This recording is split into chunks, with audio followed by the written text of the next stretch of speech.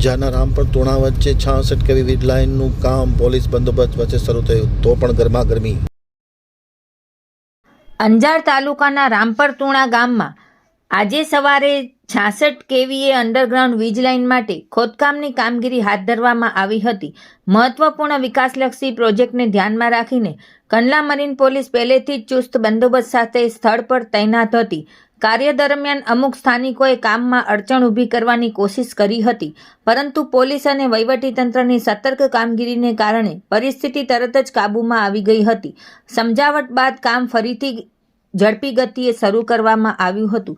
પ્રશાસનના જણાવ્યા મુજબ આ 66 kVA લાઇન પૂર્ણ થતાં રામપર તુણા વિસ્તારને વધુ મજબૂત અને સતત વીજ પુરવઠો મળશે, જે ગ્રામ વિકાસ માટે મહત્વપૂર્ણ સાબિત થશે। સ્થાનિક તંત્રએ સ્પષ્ટ સંદેશો આપ્યો છે કે વિકાસ કાર્યોમાં કાયદો અને વ્યવસ્થા સાથે કોઈ સમાધાન કરવામાં આવશે નહીં।